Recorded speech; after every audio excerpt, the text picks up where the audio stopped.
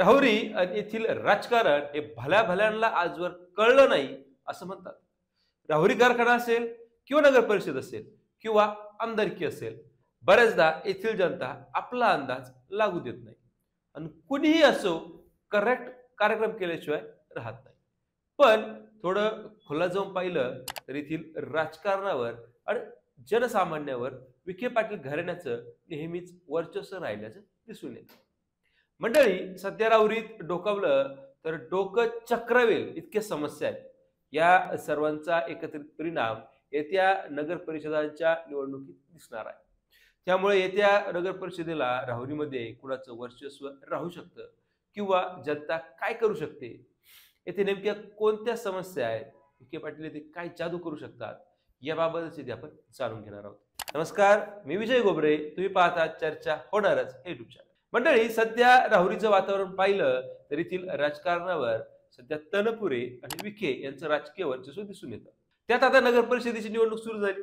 यात जनता कुणाच्या बाजूनं कौल देईल येणारा काळ दाखवून देईलच. पण जर येथे महायुतीची सत्ता नगर परिषदेवर आली तर विकास अधिक होऊ शकतो असं नागरिकांचं म्हणणं आहे. याची कारणही अशी सांगितली जातात. स्वर्गीय आमदार शिवाजी कर्डिले यांनी जवळपास 3 कोटींचा विकास निधी राहुरीला आणला. यातून अनेक महत्वाची विकास कामं मार्गी लागली. त्यामुळं ही विकास कामे आणि कर्डिलेविषयीची भावनिक लाट ही महायुतीला नगर परिषदेच्या सत्तेत बसवण्यास महत्वपूर्ण ठरेल असं म्हटलं जात आहे. सर्वात महत्वाची गोष्ट म्हणजे येथील समस्या आणि नागरिकांना या समस्यातून हवी असणारी मुक्ती आणि विकास हेच या निवडणुकीच्या दृष्टीनं चेंजिंग पॉइंट ठरणार आहे.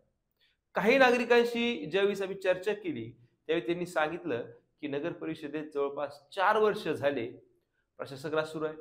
त्यामुळे येथील विकास पूर्णतः रखडलेला आहे. स्ट्रीट लाईट अंतर्गत रस्ते याची पूर्णतः दुरुस्त झाली आहे. जर नगर परिषदेवर महायुती सत्ता असेल तर राज्यातून केंद्रातून निधी आणणं सोपं जाणार आहे. यातून शहराचा सर्वांगीण विकास होऊ शकेल. त्यात महत्वपूर्ण मुद्दा म्हणजे नगर मनमाड हायवेचा प्रश्न आणि त्यावरील उड्डाणपुलाचा प्रश्न. आज या स्पॉटवर, या महामार्गावर हजारो निरपराध लोकांचा बळी गेलाय आणि हे लोकप्रतिनिधींचं अपयश आहे असं म्हणावं लागेल. अहिल्यानगर शहरातील हाच उड्डाणपुलाचा मुद्दा वर्षानुवर्ष रखडलेला असताना माजी खासदार सुजय विखे यांनी तो कशा पद्धतीने मार्गी लावला हे सगळ्याला माहिती आहे.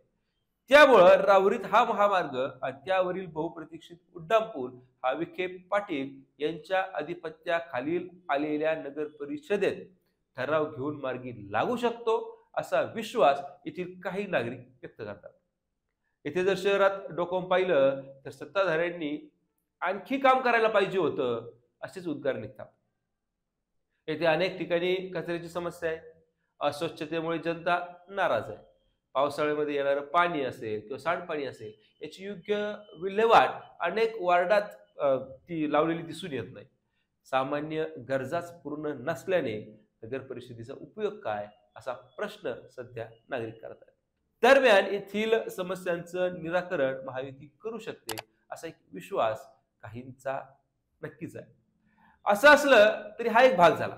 मंडळी, दुसरा भाग म्हणजे येथील राजकारण आणि समाजकारणावर सुजय विखे पाटील आणि धनश्री विखे पाटील यांचं एक हाती वर्चस्व दिसून येतं. विखे पाटील काय करू शकतात हे त्यांनी 2019-24 हे दोन्ही विधानसभेत दाखवून दिलं. आता 2019च्या निवडणुकीत विखेंचा छुपा सपोर्ट होता म्हणून माजी मंत्री तनपुरे यांचा विजय सोपा झाला असं अनेकदा म्हटलं जातं. यात किती सत्यता हे मात्र पाहावं लागेल. परंतु 2024च्या विधानसभेला मात्र तनपुरे यांना धोबी पछाड देण्यात सुजय विखेच किंग मेकर होते हे सर्वांनी पाहिलं. तसंच नुकतीच पार पडलेली तनपुरे कारखान्याची निवडणूक, या निवडणुकीत देखील सुजय विखे यांनी लोकसभेच्या पराभवाचा वचपा काढण्यासाठी शेट्टी यांचं काम केलं नाही आणि त्यामुळे कारखाना तनपुरे गटाच्या हाती गेला हे सर्वश्रुत आहे.